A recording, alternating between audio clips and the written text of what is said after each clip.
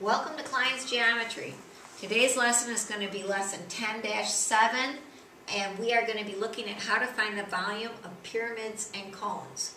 You've probably noticed that the base isn't going to make a big difference, so we will always use the same formula. Volume equals 1/3, and remember, big B stands for the area of the base times the height, and that height has to be perpendicular to the base. So, here it is in symbols, here it is in words. Pause the video, please, and write that in your notes.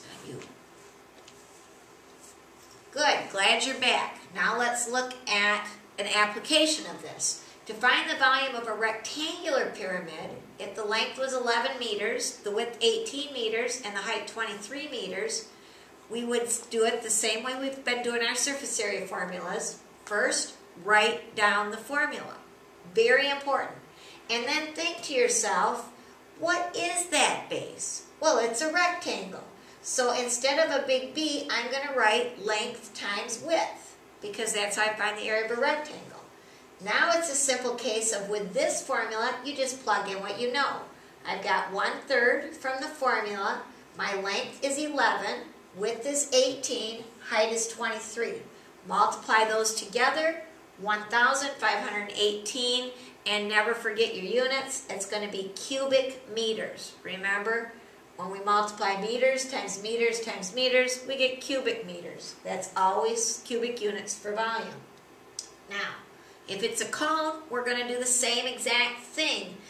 When you're thinking volume equals 1/3 base times height, well, the area of the base of a cone, it's a circle, so we'll have pi r squared. So what you might want to do is pause the video again and write this formula. Volume equals 1/3 pi r squared times the height, and designate that that is to find the area of a cone.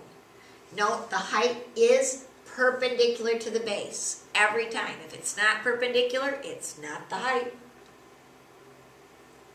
Let's apply this formula now. To find the volume of a cone with a radius of 7 and a height of 15 centimeters, you'll be asked to do it a couple ways. Give it in terms of pi and round it to the nearest tenth. So to do that, always write your formula first. That's always step one. And we know that we don't need the big B here because we know the base area is pi r squared.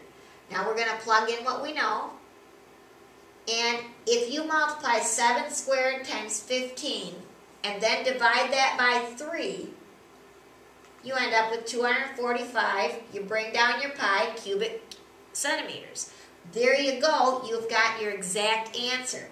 Now, if I want to find this to the nearest tenth, I'm just going to take 245 and I'm going to say times pi in my calculator, and I'll get 769.7 cubic centimeters. So an exact answer and a rounded answer. Be very careful about which you're being asked to give and make sure you do that one.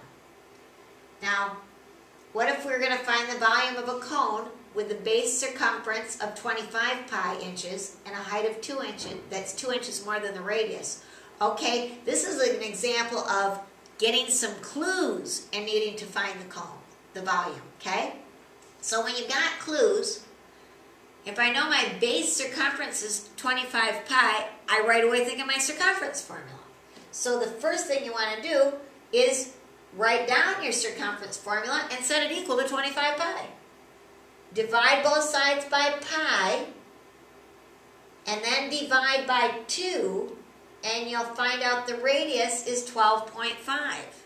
Once you've got that radius, now we can find the height, because we've got the next clue. The height's 2 inches more than twice the radius. So if we're going to use that idea, we say the height is 2 inches more plus 2 than twice the radius. Well, 2 times 12.5 is 25. Add 2 to that, you get 27 inches. So use that clue to find your height. Now it's cake. We know the radius, we know the height. We just plug that into the volume formula, and we find out we've got 4,417.9 cubic inches for the volume of our cone. So pay attention to these. These are kind of fun, actually. If they give you circumference, use the circumference formula. If they gave you an area, use the area formula, and so on. one of the things you got to be careful of here is if you get something like this. Notice this is a slant height. It's not the height of the cone. The height of the cone is straight up and down. It's perpendicular to the base. You'll see the little right angle symbol. So when you've got a slant height, you have some work to do. You use the Pythagorean theorem. See this nice right triangle here? So just plug in your numbers. 16 squared plus the height squared equals 34 squared. Remember that the height is always going to be your hypotenuse. Subtract your 16 squared from both sides, square root it, and you find out your height is 30. Once you know that, now you can use your formula, plug in your radius, you know that's 16, plug in your height that you just found. 16 squared times 30 in your calculator, divide that by 3, you get 2,560 pi. Notice I didn't multiply by pi yet, so this is an exact answer, cubic centimeters. And then when you multiply 2,560 by pi, you'll get 8,042.5 and 5/10 cubic centimeters. So that's your rounded answer, okay? Let's talk about changing dimensions. We talk about that every section. Let's say you're asked, you say the diameter and height of a cone are divided by 3. What's the effect on volume? Well, we've explored it. We've talked about it. We know that if you're thinking dividing by 3, volume is the scale factor cubed. So 3 cubed is 27. So the new cone, the volume of that is going to be divided by 27, okay? And in general, every time, as we've said before, but I'm going to say it every unit, every lesson, the change in volume is the scale factor cubed. So you might think whatever your scale factor is to the 3rd power, and that'll be how your volume changes. So, summary. To find the volume of a pyramid or cone, use the formula. Volume equals 1/3 base area. Use your area formulas depending on what base you've got, times the height.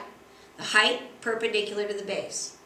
If you're missing a height perpendicular to the base, say you got a slant height, use the Pythagorean theorem to find the height you're going to need in the formula. And anytime you change dimensions, the change in volume is the scale factor cubed.